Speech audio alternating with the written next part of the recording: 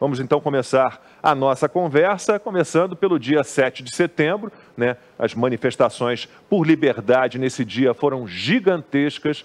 Na quinta-feira, 2 dias depois, o presidente Jair Bolsonaro divulgou uma declaração à nação brasileira. No texto, o chefe do executivo afirma que o país se encontra dividido entre instituições e ressalta que nunca teve nenhuma intenção de agredir quaisquer poderes. Bolsonaro cita divergências com o ministro Alexandre de Moraes, do Supremo Tribunal Federal, e, na parte final, o presidente da República afirma que sempre esteve disposto a manter diálogo permanente com os demais poderes pela manutenção da harmonia e da independência entre eles. Vocês estão vendo aí no vídeo a carta, né, documento divulgado depois de uma reunião com o ex-presidente Michel Temer, né, que esteve no Palácio do Planalto nessa quinta-feira aí em que a carta foi divulgada. A gente vai falar então das reações a esse documento, as possíveis consequências positivas, negativas. Então eu começo com o Rodrigo Constantino, o único hoje que não está aqui no estúdio. Quero saber se o Michel Temer ele foi um bom conselheiro para o presidente Bolsonaro. Constantino, o que você achou?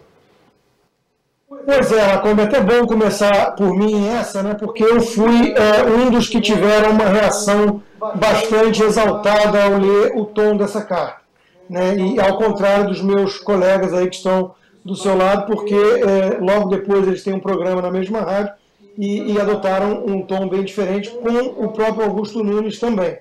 E precisei de algo como 24 horas para convergir para a análise deles. Então já abro fazendo meu meia-culpa, né? Eu sigo, Lacombe, desconfiado de qualquer tipo de acordo com o establishment. Então vamos só retroagir um pouquinho o tempo para a gente entender essa cronologia, né?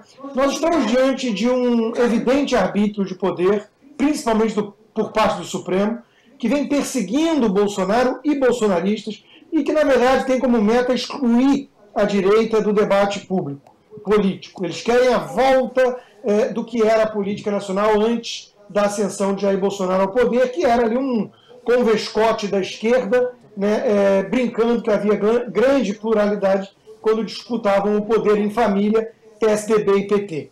Então, existe aí uma tentativa assim, de perseguição, de prender, de intimidar, né, e isso gerou o quê? Uma revolta popular.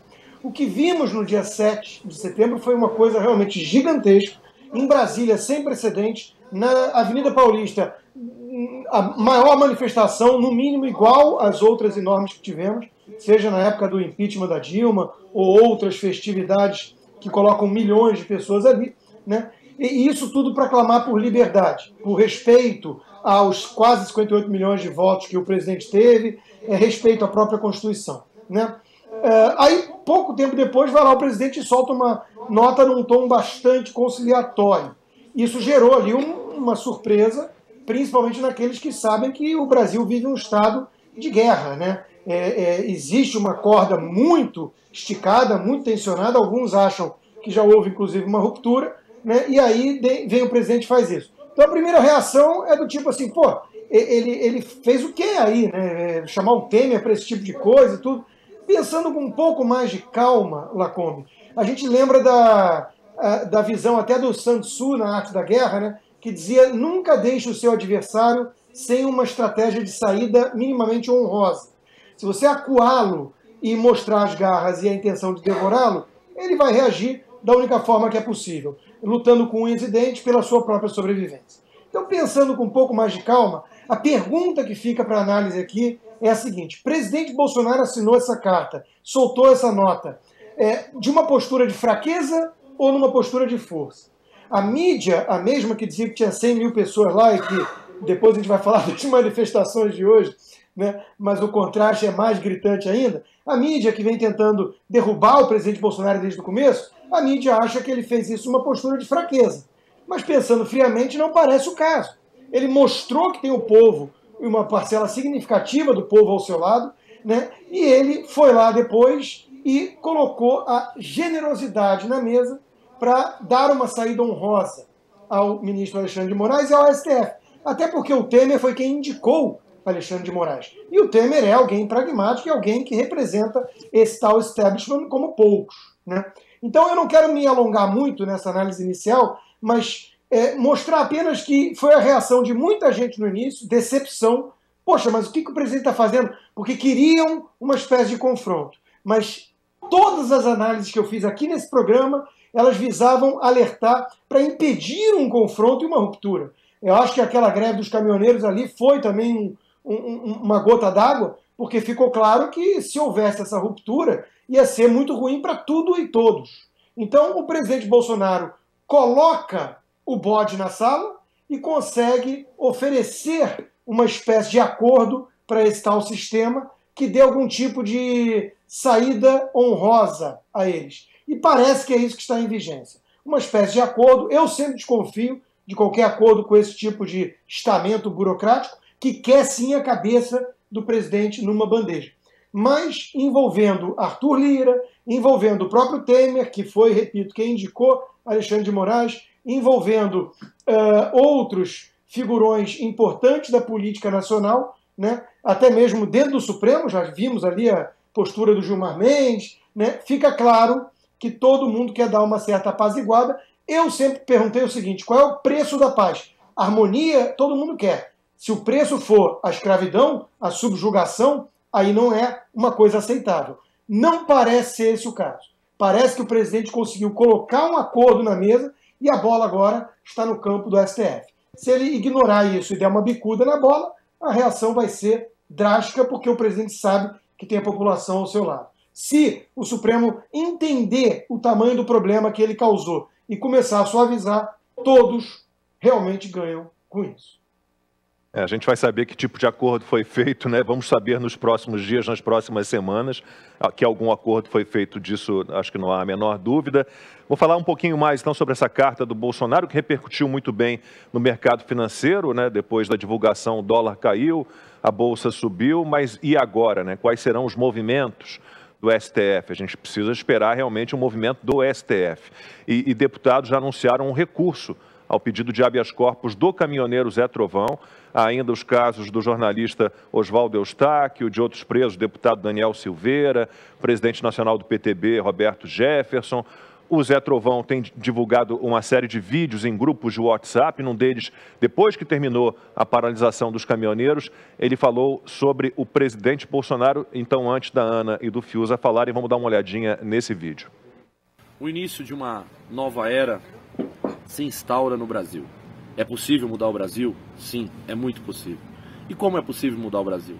Com essas pequenas atitudes que já estão sendo tomadas pelo nosso presidente, conduzindo a nossa nação de uma maneira muito grandiosa.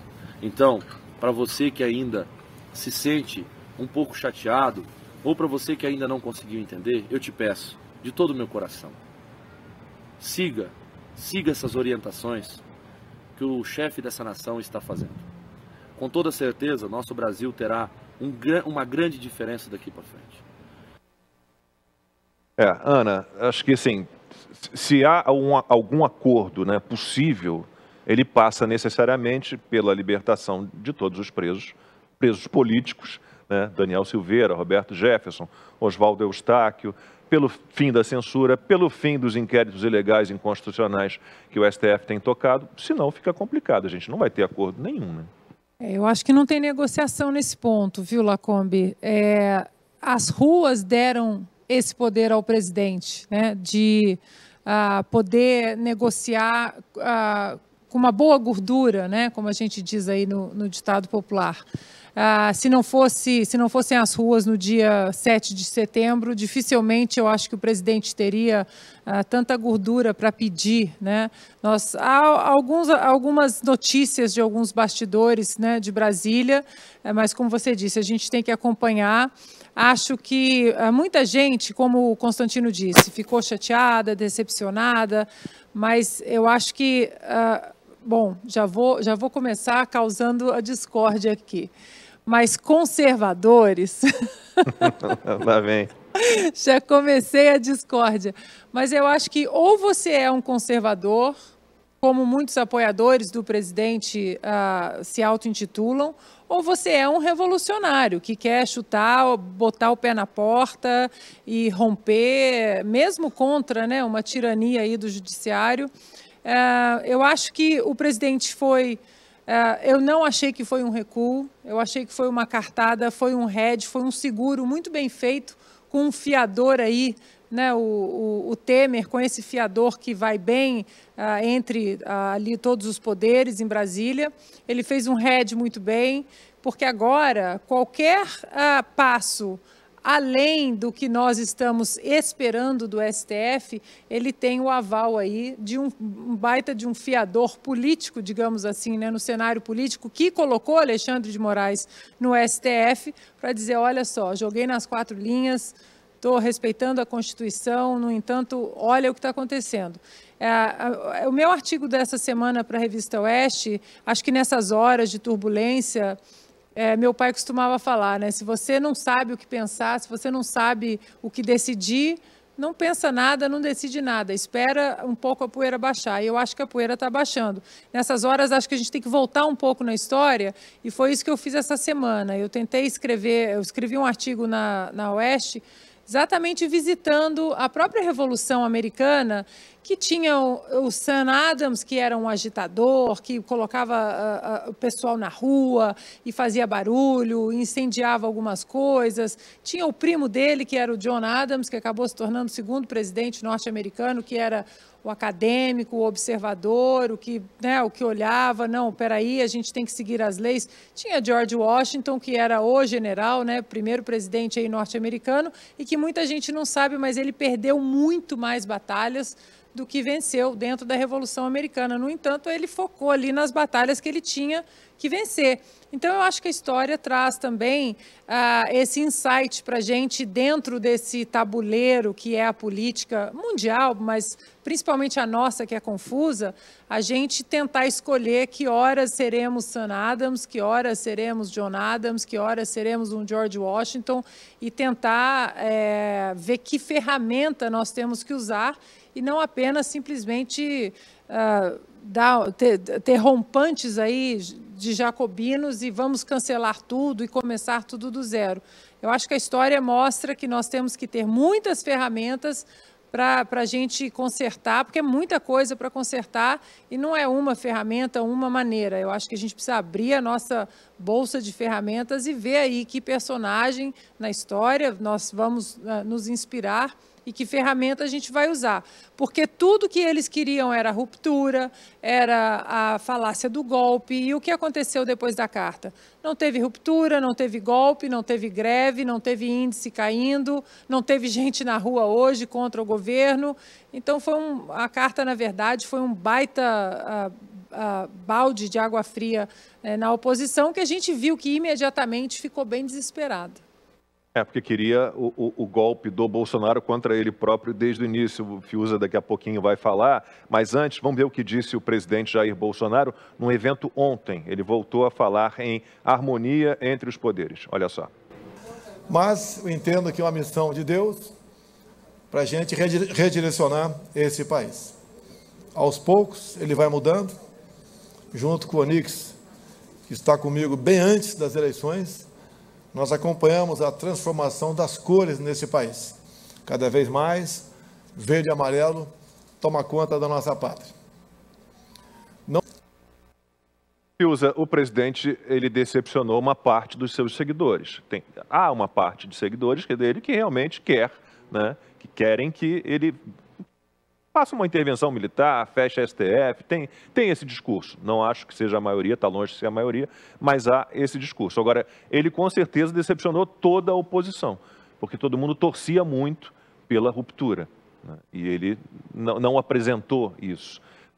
É uma decepção principalmente para os opositores dele, essa nota que teve ali a redação do Michel Temer, a intermediação do ex-presidente Temer.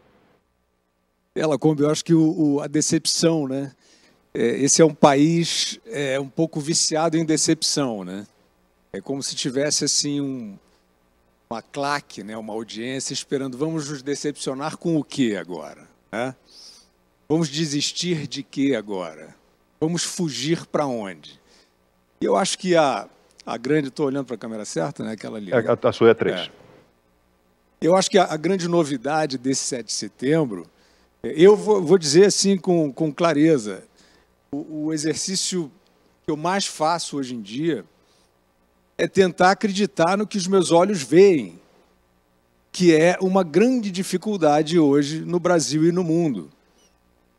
Você quer saber o que aconteceu, você corre para a rede social, o que fulano falou, o que Beltrano reagiu, né? O que aquele que você odeia falou para você contrastar, o que aquele que você idolatra falou para você concordar ou se decepcionar. Companheiros, o 7 de setembro não tem precedente. O 7 de setembro de 2021 não tem precedente na história do Brasil.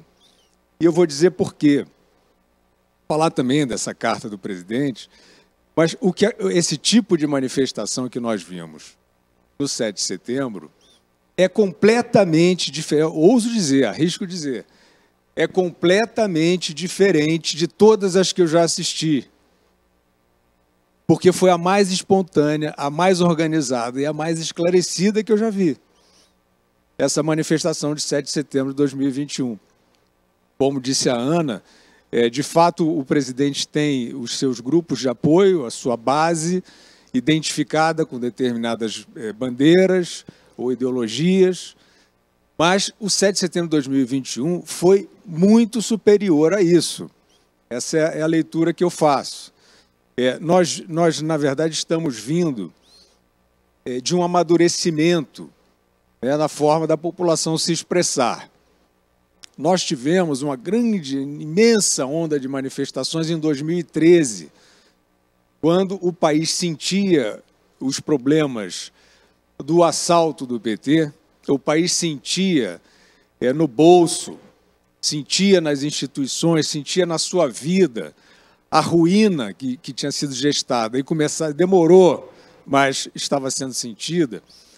Mas ele não ligava muito a causa. Tinha uma parte daquelas pessoas indignadas com o governo, mas era uma parte, né?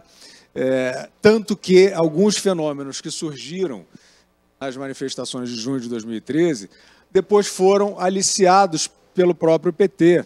A Dilma foi reeleita depois disso. E depois da reeleição da Dilma, teve uma manifestação muito grande no início de 2015. Imensa, muito esclarecida, já mais focada.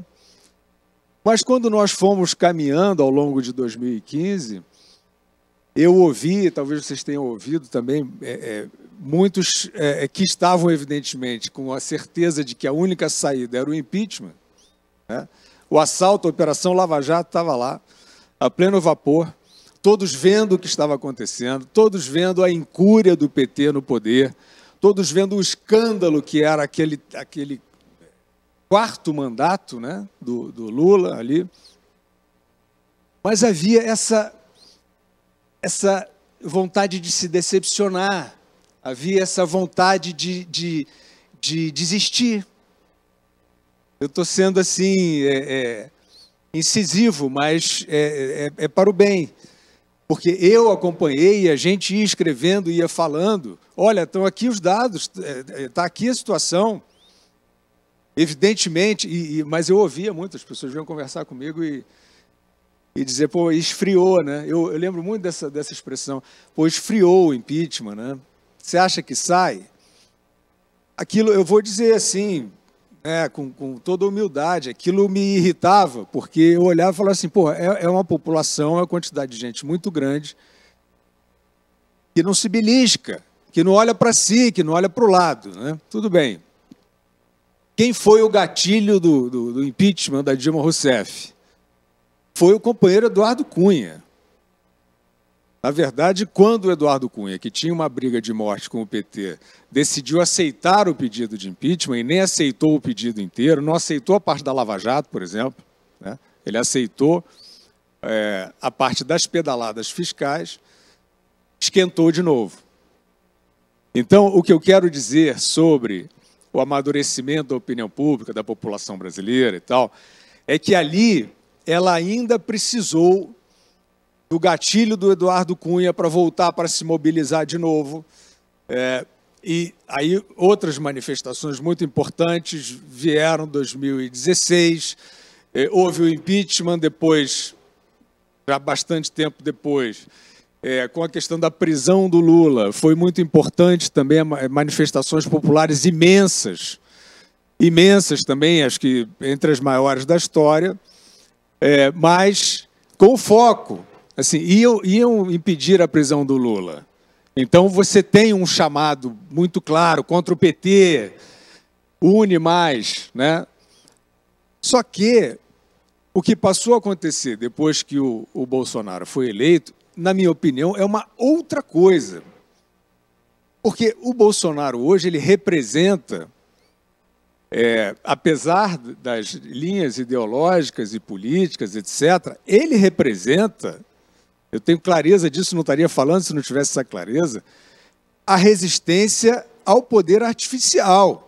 O Bolsonaro hoje é a representação, não é o homem comum, não é só o povo menos favorecido. Somos todos nós que não queremos viver com um padrinho, que não queremos viver sob o jugo de um grupo, o que eu chamo de uma democracia particular, que é o que eu acho que o Supremo Tribunal Federal tenta criar no Brasil o tempo todo, junto com um consórcio de imprensa, e aí chegando a carta do presidente, isso, é um consórcio de imprensa que finge que a manifestação do 7 de setembro de 2021 foi um ato golpista. Finge que isso foi um avanço contra as instituições. Isso é uma vergonha. Eu quero dizer a vocês, colegas jornalistas que escrevem sobre isso, que fingem que acham isso, isso é a maior vergonha da vida de vocês. Vocês perceberam muito bem, né, a dimensão gigantesca do 7 de setembro, vocês perceberam muito bem a representatividade, vocês sabem que é a população que não quer ter uma eleição roubada, é disso que se trata, e há motivos suficientes para essa desconfiança.